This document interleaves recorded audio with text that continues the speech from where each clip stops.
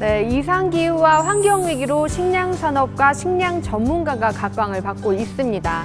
동시에 농업이야말로 선진국 산업이고 농업 선진국이 진정한 선진국이다라는 말을 자주 듣죠. 바로 그 중요한 농업을 맡은 농민들을 위한 시간입니다. 농업 관련 잘못된 상식을 고쳐드리고 여러분들의 궁금증을 해결해드리는 도움되는 농업 백과의 구수경입니다. 오늘도 농업, 농촌을 사랑하는 전문가분들과 함께합니다.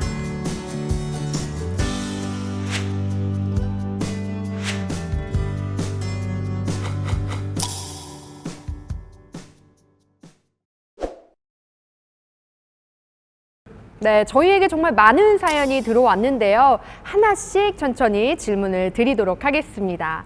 이외에도 묻고 싶은 게 있는 분들은요, 걱정하지 마십시오.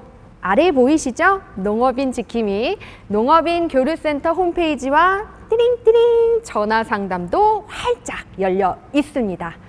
첫 번째 사연 시작할게요. 사무직에 근무하던 직원이 있는데 원래 일주일 동안 근무하면 1회 이상 유급 휴일을 주는 제도가 있다더라고요. 농업인도 그래야 하나요? 네, 맞습니다. 그래서 대부분 주 5일제 사업장에서는요, 월, 화, 수, 목, 금 근무를 하고 토요일은 무급 휴일, 일요일은 유급인 주휴일로 치잖아요. 송수연 노무사님, 이 농업인은요, 주휴수당이 어떻게 되나요? 일단 우리 근로기준법에는 8시간 이상 근무하게 되면은 이틀만 일해도 주 15시간 이상이겠죠. 그래서 월, 화, 수, 목, 금, 토, 일과 상관없이 주 15시간 이상 근무를 하는 경우에는 주휴수당을 주도록 되어 있습니다. 가령 1일 8시간 근무하는 근로자가 5일을 일하게 되면은 40시간, 주 40시간 근무하는 근로자가 되겠고요. 그다음에 주휴수당은 이때 8시간분을 지급하게 됩니다. 그런데 우리 농업인의 경우에는 특례가 있어서 이 주휴수당 지급 의무가 적용되지 않습니다. 따라서 계절적 요인이라던가 우리 농번기 바쁜 시기에는 주일과 상관없이 계속 일을 시켜도 근로기준법상의 제재를 받는 경우는 없습니다. 그렇군요. 그렇지만 이 쉬는 날이 없으면 너무 힘들어서 이 능률이 오히려 더 떨어지지 않을까요? 맞습니다. 사업장 여건이 허락된다면은 쉬엄쉬엄 하면서 업무를 시키는 것이 좋습니다. 우리가 주휴수당의 지급 의무가 없을 뿐이지 과로로 인해 발생하는 산재에 대한 사업주의 책임까지 면책되는 것은 아니기 때문입니다. 네, 맞습니다. 너무 연이어서 일하다가 혹여나 아프기라도 하면 큰일이니까요. 이 고용자도 근로자도 서로 배려하는 마음을 가져주시면 좋겠습니다. 두 번째 사연 소개해드리겠습니다. 이번에는 기지훈 세무사님이 답변해 주실 내용이네요. 잘 들어주십시오. 배추를 재배하고 있습니다. 저희는 김장때가 대목인데요. 요즘은 아무래도 다들 힘드니 배추를 절이기까지 하지는 않더라고요. 거의 그냥 절인 배추를 사죠. 그래서 저희도 가공 설비를 들여 절인 배추를 만들어 팔까 합니다. 이것도 같은 배추니 뭐 따로 세금 신고할 거 없겠죠? 라고 사연을 보내주셨네요. 지난번에도 말씀드렸던 것 같은데 배추 같은 이제 농작물을 재배하는 것들은 이제 기본적으로 비과세 소득 혹은 이제 부가가치세법상으로 판단을 하자면 이제 면세 사업이 되는데 면세 물품이 되는데 그 중에 그 가공을 해서 본래 성질이 변할 정도의 가공이 되면은 이제 부가세 면세에서 제외되는 경우가 있습니다.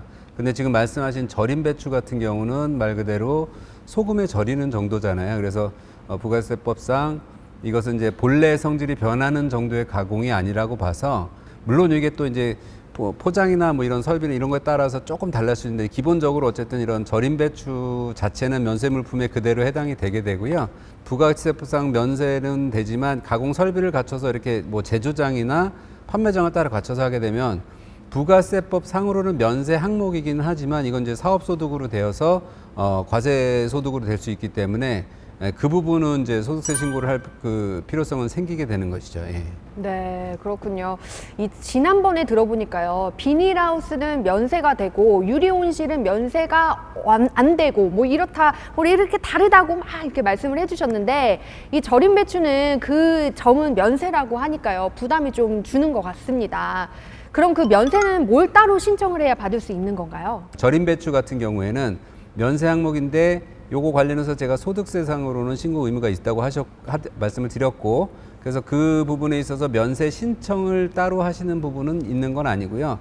다만 말씀드렸듯 설비를 갖춰서 절임 배추를 본격적으로 가공해서 그 판매하는 업을 하신다면 사업자 등록을 하셔야 하는데 그 부분에 있어서 면세 사업을 진행하실 경우는 그 사업자 등록 구분상에 면세 사업자로 신청을 하시면 되는 겁니다. 네.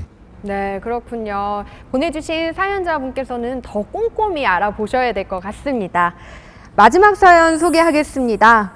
종중의 땅인데 어르신인 종원 3분의 공동 명의로 등기가 돼 있습니다. 그중 2분이 돌아가셨고 현재 1분만 남아 계십니다. 이 상태에서 그 땅을 종중으로 돌리려면 어떻게 해야 할까요? 네, 이렇게 질문을 주셨는데 종중, 동성동본의 조상을 모시는 후손들의 단체를 말하죠. 조상을 모시는 자손들의 모임이다 보니까요. 제사에 드는 비용을 충당하기 위해 공동재산으로 부동산을 갖고 있는 경우가 많은데요. 공동소유인 만큼 뭔가 변화를 가지려면 상당히 복잡할 것 같습니다. 이강희 법무사님, 사례자분께 어떤 솔루션을 주실 수 있을까요? 상당히 좀 복잡합니다. 먼저 이 돌아가신 2분의 상속인들을 찾아서 상속 등기를 하고요. 그 다음에 먼저 이제 아직 살아계신 분하고 그 돌아가신 2분의 상속인들이 이 종중과 일종의 공동으로다가 이제 종중 앞으로 돌리는 소유권 이전 등기를 하게 되는 건데, 우리 이제 또 종원들 중에 이제 간혹 욕심을 부리시는 분들이 계세요. 자기 이름으로 돼 있고 또는 자기 아버님 이름으로 돼 있다 보니까 이거 내 땅 아니냐 뭐 이런 식으로 욕심을 내거나 이렇게 할 경우에는 이제 종중하고 그 종원 사이에서 진정한 소유권을 가리는 또 이제 소송 뭐 재판이 벌어질 수도 있는데, 참 이 좀 절차가 복잡하더라도 뭐 이 변호사나 또는 법무사에게 좀 자문을 받아가면서 적절히 처리하시면 좋을 것 같습니다. 예. 네, 지금 잠시 이렇게 또 우리 법무사님의 답변을 들었는데도 벌써 머릿속이 뒤죽박죽입니다. 할 게 참 많은 것 같은데요. 혹시 돌아가신 2분의 상속인들을 못 찾으면 그럴 때는 어떻게 해야 되나요?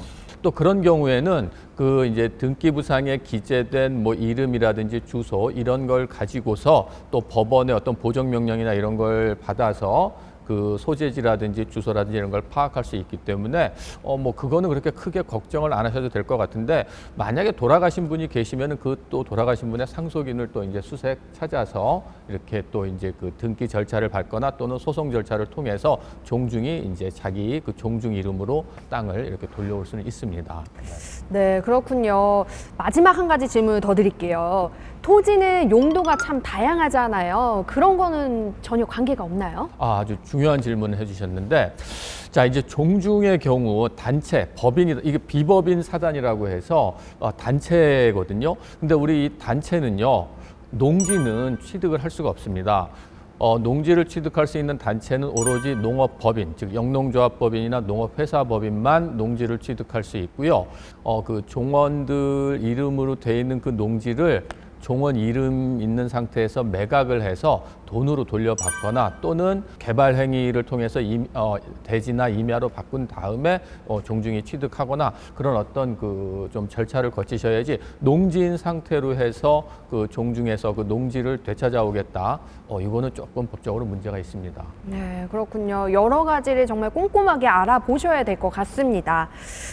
네, 농업은 그저 농사가 아닙니다. 미래 성장 산업이죠. 앞으로 더 빛나는 대한민국 농업을 응원하며 도움되는 농아웃 백과 여기서 인사드리겠습니다. 더 궁금한 점은요, 여기 아래 보이시죠? 농업인 지킴이 농업인 교류센터로 문의해 주시기 바랍니다. 오늘도 함께 해주신 전문가분들 다시 한번 감사드리고요. 여러분들 다음 시간에 다시 만나 뵙도록 하겠습니다. 여러분 안녕히 계세요.